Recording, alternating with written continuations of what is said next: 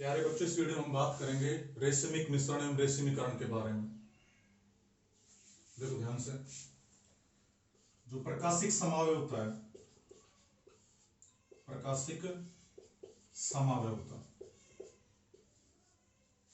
वे यौगिक प्रदर्शित करते हैं जो ध्रुवण घूर्णक यौगिक होते हैं। कैसे होते हैं? ध्रुवण घूर्णक यौगिक, ध्रुवण घूर्णक यौगिक।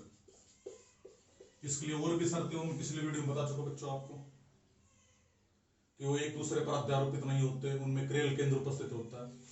तो मैं यहां इसी की चर्चा करूंगी। प्रकाशिक समावयवता जो यौगिक प्रदर्शित करते हैं वो ध्रुवण घूर्णक होते हैं। ध्रुवण घूर्णक क्या होता है? कोई यौगिक है, उसका जो जलीय विलयन है, कोई यौगिक ले लिया हमने बच्चों, उसका जलीय विलयन है, उसमें से जब हम समतल ध्रुवित प्रकाश को, समतल ध्रुवित प्रकाश को जब गुजारते हैं, कैसा प्रकाश गुजारते हैं? समतल ध्रुवित प्रकाश। तो जब किसी यौगिक के जलीय विलयन में से समतल ध्रुवित प्रकाश को हम गुजारते हैं तो ये यौगिक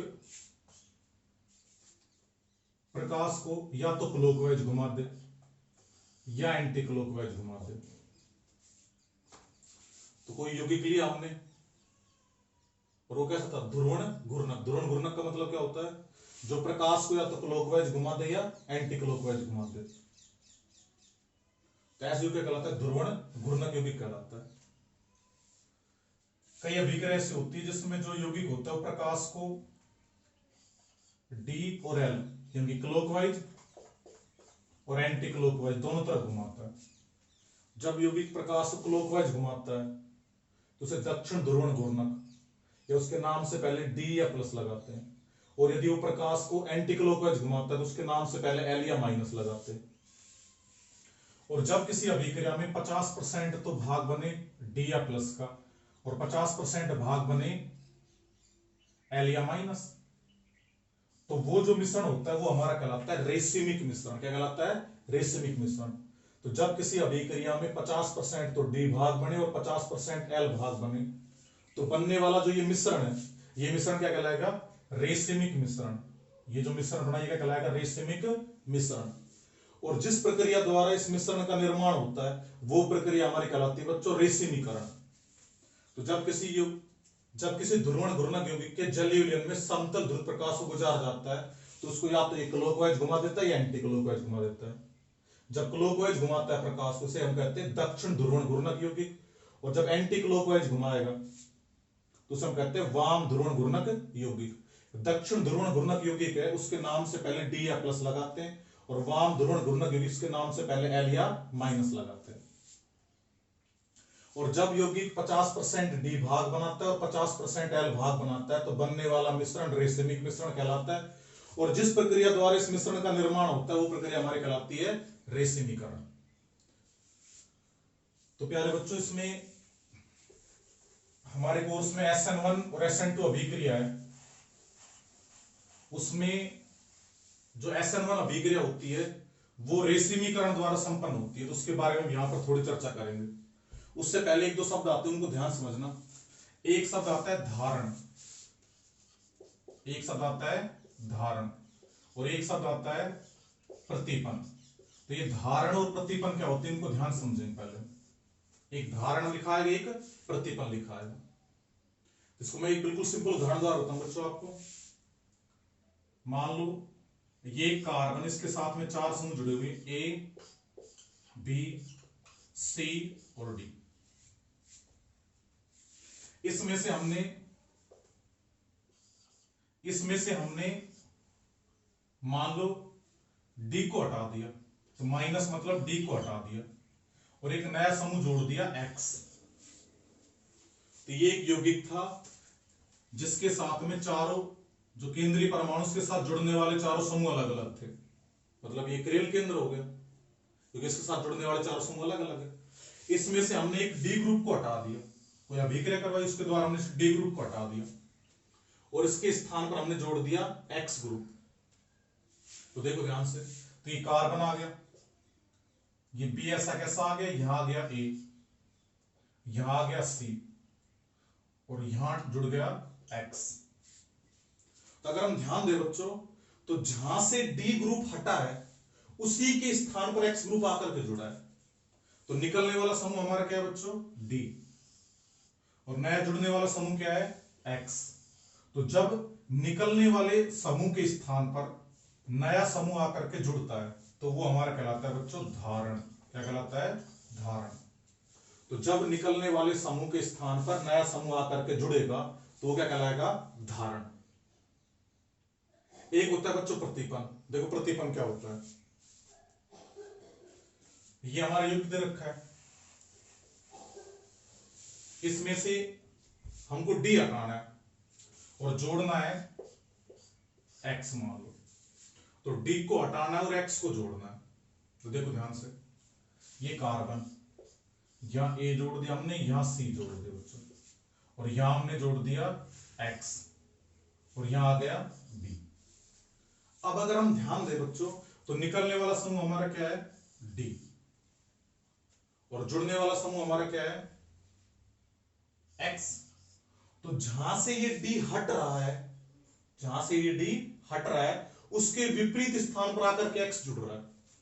तो जब निकलने वाले समूह के विपरीत स्थान पर नया समूह आकर के जुड़े तो ये प्रक्रिया हमारी कहलाती है बच्चों प्रतिपन। क्या कहलाती है? प्रतिपन। तो इस चीज को ध्यान रखना। धारण क्या होता है? जब निकलने वाला समूह है उसके स्थान पर नया समूह आकर के जुड़ जाए तो धारण, और निकलने वाला समूह है उसके विपरीत स्थान पर नया समूह आकर के जुड़े तो वो हमारा कहलाता है प्रतिपन। तो मैं उम्मीद करता हूं कि धारण और प्रतिपन आप सभी बच्चों को समझ में आया होगा। उसके बाद ध्यान दो,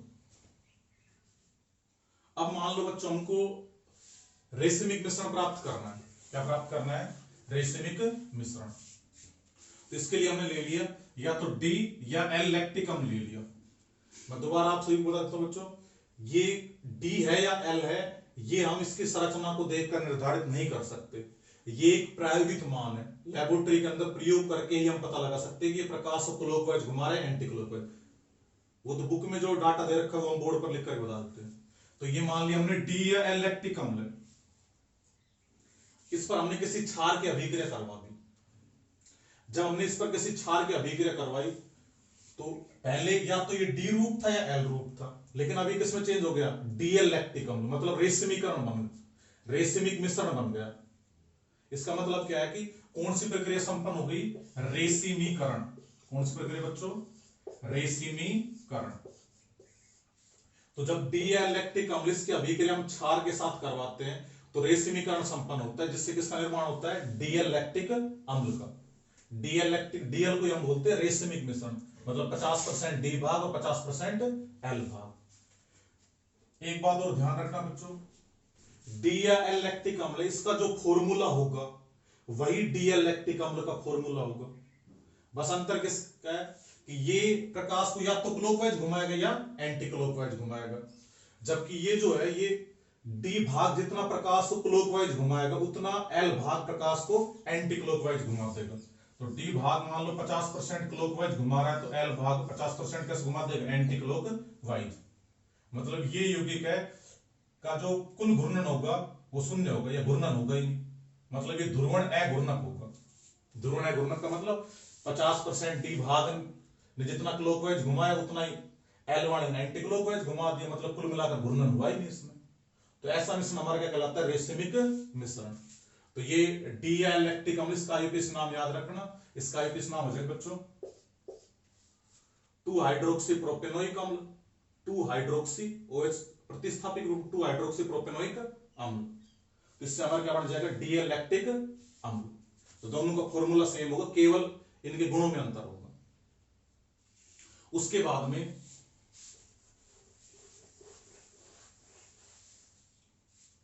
ये रखा है हमारा 2 क्लोरोप्रोपेनोइक अम्ल का क्षारीय जल अपघटन। यहां पर हम बात कर रहे हैं SN1। SN1 होता है एक आणुक नाभिक स्नेही प्रतिस्थापन अभिक्रिया। ये आपके 10वें चैप्टर में आएगी बच्चों, 12th क्लास के। तो SN1 जो अभिक्रिया होती है वो संपन्न होती है किसके द्वारा? रेसिमीकरण द्वारा। तो एक नंबर का प्रश्न बन सकता है बच्चों, SN1 अभिक्रिया किसके द्वारा संपन्न होती है? रेसिमीकरण द्वारा। तो ये दे रखा है 2 क्लोरोप्रोपेनोइक अम्ल, मैंने इसको इस प्रकार से बना रखा है, ये हमारा कहलाता है ठोस डैश वेज सूत्र, इसको बोल सकते हैं डैश ठोस वेज सूत्र। देखिए होता क्या है, हम पढ़ रहे हैं त्रिविम रसायन, स्टीरियोकेमिस्ट्री। त्रिविम का मतलब क्या, जिसमें तीनों भी लंबाई चौड़ाई ऊंचाई तीनों, मतलब 3D संरचना की बात कर रहे हैं। तो ये जो 2 क्लोरोप्रोपेनोइक अम्ल है, इसमें जो कार्बन परमाणु, इसमें संकरण होता है कौन सा? sp3, क्योंकि 4 सिग्मा बंध बना रहे, इसमें संकरण हो गया sp3। और जब sp3 संकरण होता है तो उसकी जो ज्यामिति होती है कैसे होती है? चतुष्फलकीय। तो ये कैसी ज्यामिति है? चतुष्फलकीय। तो ये हमारी ज्यामिति दे रखी है चतुष्फलकीय। अब इसमें क्या है बच्चों, इसमें ये एक Cl ये और एक COOH, ये दोनों जो समूह है जो सामान्य बंध द्वारा दर्शा रखे, ये इसी तल में, और ये जो डैश वेज वाला ये तल से पीछे की तरफ है और ये तल से ऊपर की तरफ उठा हुआ है। तो इनको 3D में व्यक्त करने के तरीके इसी प्रकार से, तो ये तल से उठा हुआ है, मतलब मेरी तरफ आ रहा है, ये बोर्ड के पीछे की तरफ जा रही है डैश वाला, और ये दोनों तल में ही। अब हमने क्या किया, इसमें से मान लो हमने Cl समूह हटा दिया, तो Cl समूह कैसे हटेगा बच्चों? यहां से कार्बन और क्लोरीन है, इसके बीच का ये बंध तोड़ना पड़ेगा। तो जब हम कार्बन और क्लोरीन के बीच का बंध तोड़ेंगे तो विकर्णता किसकी जाता है? क्लोरीन की। तो क्लोरीन पर क्या जाएगा? माइनस, और इस कार्बन पर क्या जाएगा? प्लस। तो देखो बच्चों ध्यान से, इस कार्बन के ऊपर तो आ गया प्लस, और Cl माइनस हमने बाहर निकाल दिया। तो Cl है वो माइनस, मतलब हट रहा है, और किसके रूप में जा रहा है? माइनस के रूप में जा रहा है। तो Cl माइनस बाहर निकल गया, तो इस कार्बन के ऊपर क्या आ गया? प्लस। अब तुम सोच रहे हो कि यहां पर तो जो H है उसको डैश वेज द्वारा दर्शा रखा है, और यहां पर H सीधा जोड़ रखा है। अब ध्यान देना बच्चों, जब इसमें से Cl माइनस हट गया तो अब ये कार्बन कितने सिग्मा बंध बना रहा है? 3। और जब कार्बन परमाणु 3 सिग्मा बंध बनाता है तो उसमें संकरण कौन सा होता है? sp2। तो अब इस कार्बन में संकरण हमारा sp2 है। जब इस कार्बन में संकरण sp2 है तो ये हमारी संरचना कैसे होगी? समतलीय। कैसे होगी? समतलीय। मतलब तीनों बंध है इस बोर्ड पर ही है, या एक ही तल में। जब तीनों बंध बोर्ड पर है तो इसको संरचना को हम आसानी से बना सकते हैं। मतलब ये 3D संरचना नहीं, क्या संरचना? ये 2D संरचना। कैसी बच्चों? 2D संरचना। जब ये 2D संरचना है हमारी तो इसको हम सामान्य बंध द्वारा दर्शाएं, क्योंकि यहां पर तीनों बंध सामान्य रूप से, ना कोई तल से ऊपर की तरफ उठा हुआ है ना तल से पीछे की ओर, समतलीय, मतलब तीनों एक ही तल में, इसलिए इनको मैंने तीनों को सामान्य रेखा द्वारा दर्शा दिया। अब क्या किया, तो ये हमारा बन गया समतलीय कारधनायन। अब जो हमारा समतलीय कारधनायन बना बच्चों, इस पर OH माइनस आकर के अटैक करेगा। क्या अटैक करेगा? OH minus. जब ये हमारा समतलीय कारधनायन बना है तो OH माइनस दोनों दिशाओं से अटैक कर सकता है, इधर से भी आकर के जुड़ सकता है और इधर से आकर भी जुड़ सकता है OH माइनस। तो ये हमारा बना था समतलीय कारधनायन। तो इस पर हमने किसकी अभिक्रिया करवाई? OH माइनस जोड़ा, तो इस कार्बन का प्लस और इस OH का माइनस, दोनों आपस में बंध बना लेंगे। तो यहां हमारा क्या जुड़ गया बच्चों? OH।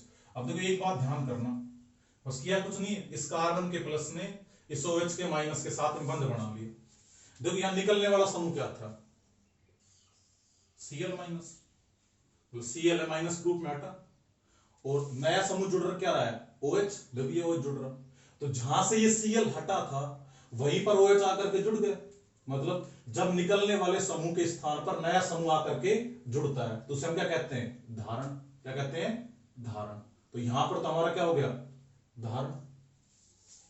उसके बाद देखो ध्यान से, दूसरे में क्या कर रखा है? इस कार्बन का प्लस इस OH का माइनस, दोनों आपस में बंध बना लिया। लेकिन देखो एक अंतर आया, निकलने वाला समूह क्या था? Cl माइनस, और जुड़ने वाला समूह क्या है? OH minus.